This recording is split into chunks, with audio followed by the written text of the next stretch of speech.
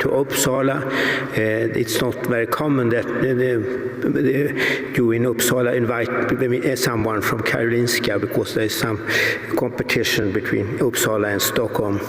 So I will talk about consciousness, which may be regarded as a little airy-fairy subject, not really science, but I think it's important. I mean, the consciousness is, why we are conscious is one of the fundamental questions, like how the beginning of life, etc. So I am chief editor of Acta Pediatrica, and the problem with consciousness, it has been said that it is a hard problem because consciousness is a subjective feeling, and that's difficult to analyze from scientifically. You can ask ChatGPT or Micropilot computer if is a computer conscious, and it responds no. So David Chalmers, who is a philosopher from Australia, he said that he coined the expression "the hard problem." How does the brain get us over the hump from electrochemistry to subjective feeling? That's a real problem.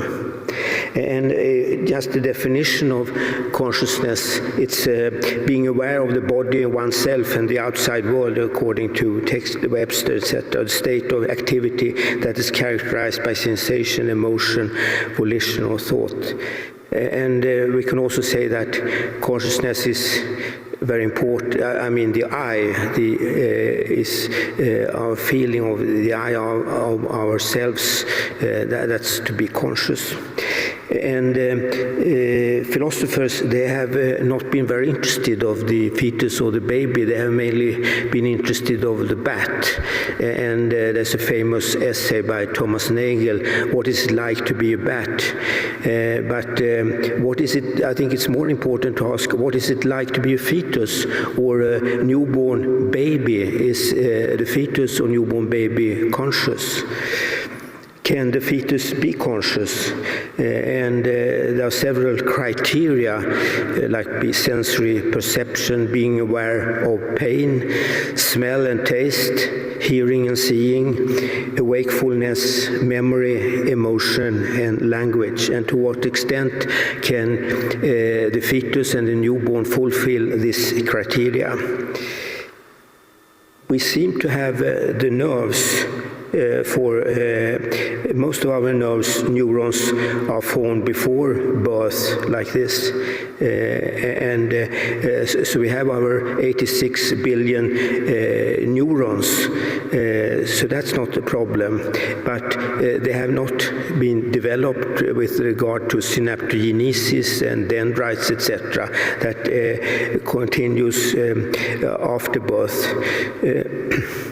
But I think one very important milestone is when the nerves from the primary visual cortex and auditory cortex, when these nerves are connected with the cortical plate, because in the beginning of fetal life they are waiting. Can you see the arrow? They are waiting in the subplate, and then they wander or migrate towards the cortex. But the connections are not established until around 24 gestational weeks. This is described in a different, similar way here. So before 25 weeks, there is no connection between the sensory organs and cortex. So the fetus or the baby cannot be aware of what's going on around it. And then at term, connections are more established. Of course, this is theories based on the assumption that consciousness is mainly located in the cortex, and we know that from neurosurgery and neurology that adults who have no cortex, or if the cortex is very severely damaged, it's less conscious. While, for example, cerebellum doesn't seem to be at all. You can remove the cerebellum and be conscious nevertheless. So, to what is the fetus conscious? Yes, it seems to be awake for short periods. It opens its eyes, but that's not showing that it's real conscious. It reacts to sounds, tactile stimulation. If you subject the fetus to pain, it makes grimaces. It's also making breathing movements, and breathing is a kind of behavior actually, but only during active sleep or corresponding to dream sleep or REM sleep in adults. And we know if we expose the fetus to maternal voice or singing or music, the fetus seems to react and also remember the music or jingles after birth. But on the other hand, the fetus is inhibited. It's unlikely that it's aware of sensory stimulation. And we know that there are several substances like adenosine, pregnenolone, and prostaglandins which inhibit the fetus.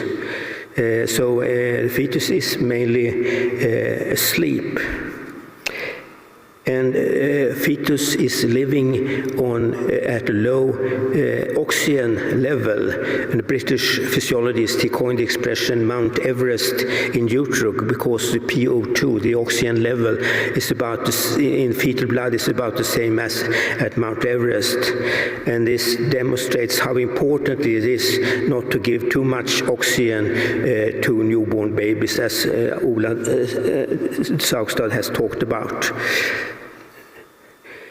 Of course, it's weightless, it's less limited gastrointestinal movements, etc., inhibited thermogenesis. But then we have birth, and this is a real transition. This is really a metamorphosis. Think of that it took millions of years for amphibians to change from water environment to air, but for the human baby it takes only a few hours, and it's really remarkable, and of course it could be problematic. And so we change from a warm to cool environment, and also from a sterile to a microbial environment usually. And many years ago we found that the levels of stress hormones, particularly catecholamines, adrenaline and noradrenaline, that the levels were extremely high. They were this is normal babies, hundreds of babies, I think, levels are about 20-fold higher than in adults during rest. And even adults during severe stress conditions, they don't reach the same level as newborn babies. And this catecholamine surge, it begins a few hours before birth in pre-labor, and then there's a peak at when the baby is born, and then it's leveling off. Babies who are delivered by cesarean section, they have lower levels, particularly if it's an elective or planned cesarean section. In some way it may be a little problematic because this stress of being born, it's not only catecholamines, it's vasopressin and also corticosteroids and a number of neurohormones. And they promote neonatal adaptation, and babies who are delivered by elective cesarean section, they have problems, respiratory problems, thermogenesis, hypoglycemia, etc. And recently we are publishing a paper in Acta Pediatrica showing that you have altered genetic modulation after C-section. It looks like you switch on genes during vaginal delivery which protects the brain to some extent, and also the epigenetic modulation. So I don't think we should recommend cesarean section to pregnant women if it's not necessary by various reasons. Of course, the most striking event is the onset of breathing air. And there are several mechanisms. Of course, when you clamp the cord, these inhibitory factors don't reach the fetus. And cooling seems to be a very important mechanism. It's not the changes of PCO2, PO2, but when the water evaporates from the baby, it seems to trigger first breath of air. And this was shown by Peter Karlberg, who in the 1960s, and what he did was to plunge a newborn baby. In that way, you had this, you plunge the baby in cold and warm water to resuscitate the baby. But he plunged the baby in lukewarm water, and then it stopped after cesarean section, and then it stopped breathing and crying. And then he took up the baby, and then it was crying and screaming, and then he plunged it again and stopped to breathe until and continued for with several movements until the midwife stopped him. And it has been shown by Peter Gluckman and his group in New Zealand the importance of cooling the fetal lamp to stimulate breathing. And actually already Galen, 100 years after Christ, he realized that the onset of breathing, that's very symbolic. It's inhalation of spiritus, or really pneuma. So that's the emerge or a milestone in development of consciousness.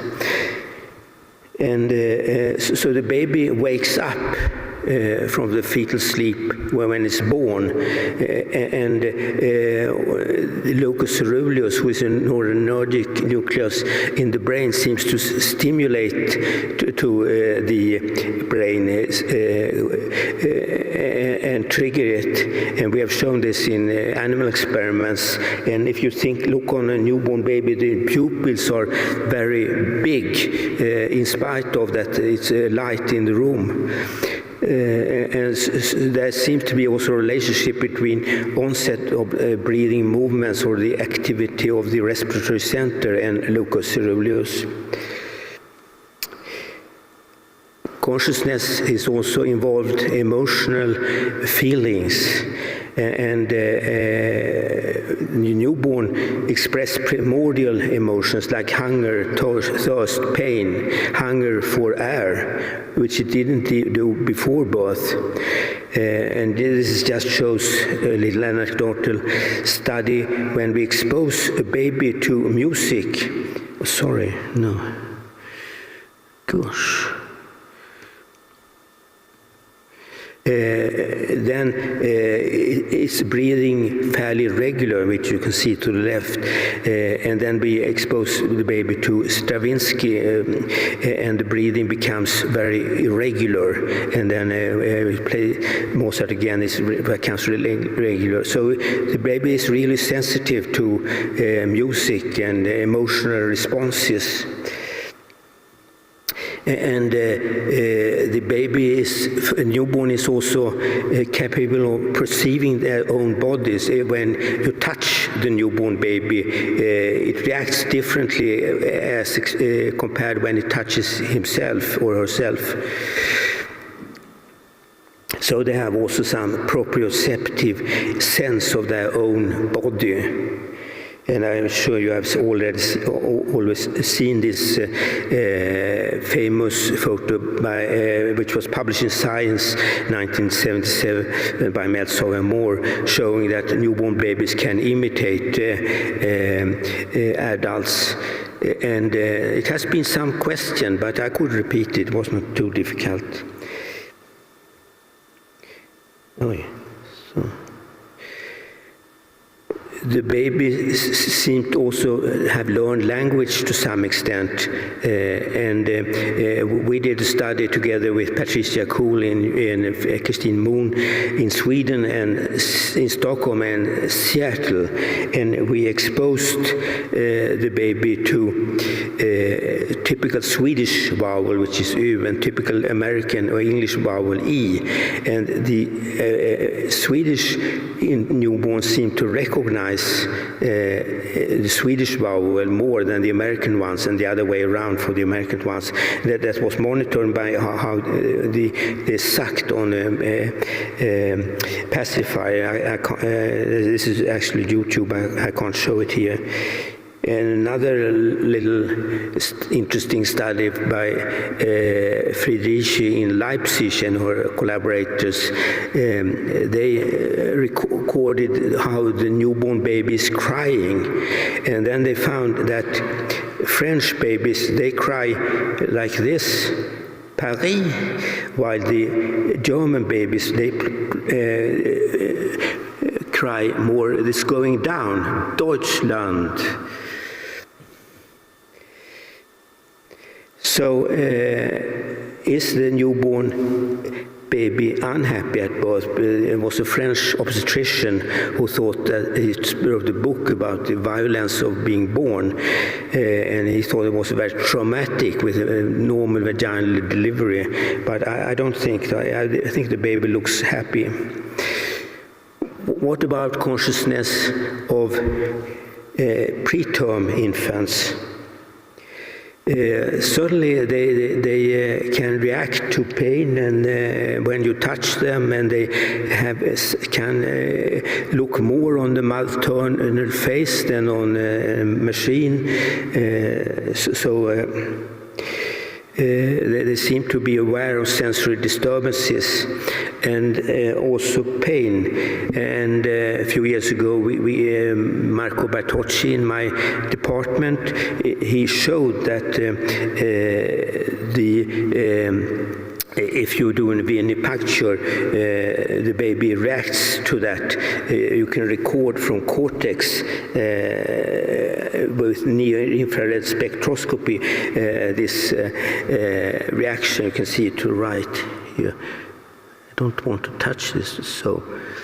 Because earlier it was believed that even if everyone know that if you subject a baby to pain, it cries, but they thought it was more on a spinal level, and the surgeons, they were operated without anesthesia.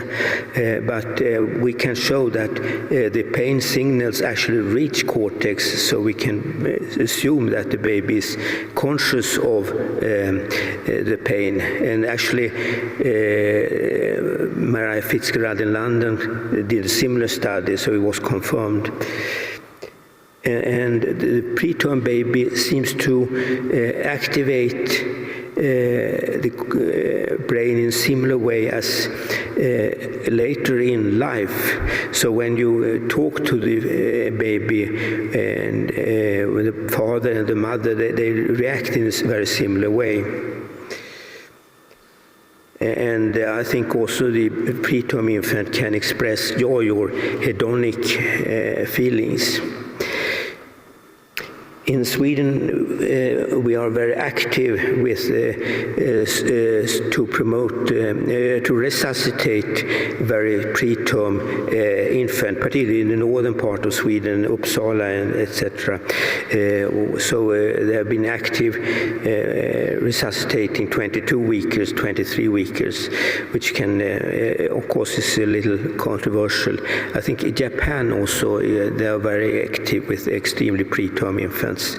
But of course, there are a lot of problems. There was a paper recently showing that 40% have cognitive impairment and 88% somatic disorders, and more than half of them required habilitation service. And we are particularly concerned about autistic spectrum disorders, and about 40% have that, and that has been confirmed also from other countries. And the brain seems to be wired differently in these preterm infants who later develop autism. So how shall we handle these infants? There are different opinions.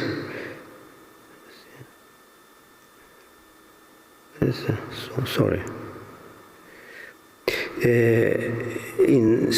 You can see here the attitudes to resuscitation of microbabies in the UK, Sweden, and Netherlands. And as you can see, in Sweden, the professionals, doctors and nurses are more active and want to resuscitate 22 to 23 weekers, and in Netherlands they wait until 24 weeks. I think this is interesting to discuss from a global point of view. Is it really, when we have so many enormous global problems, that we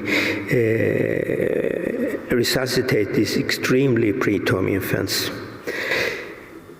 But I want to conclude that I think we should treat the preterm infants as conscious individuals. And I think the kangaroo method introduced from Columbia by Dr. Sharpak is very important and good, because then you get a close connection between the mother and the baby, and I think also contact with the mother, and good for the development of consciousness. And there was a paper recently in New England Journal of Medicine. I was not involved, but some of my fellows were involved. But it was a WHO study, and it involved several countries. I don't know if you can see it. And the results were very good. The mortality was odds ratio 0.7. So, in conclusion, I think consciousness is not an all or none phenomena. It's gradual. So even to some extent, we can say that the preterm, the fetus and the preterm infants is conscious at a minimal level or a rudimentary level, but it has some signs of consciousness, but it's not full consciousness as later in life. And I also want to point out the importance of treating the preterm infants as conscious individuals, and that can be promoted by kangaroo care. And I want to thank my collaborators from various parts of the world. And that's it, the end. Thank you.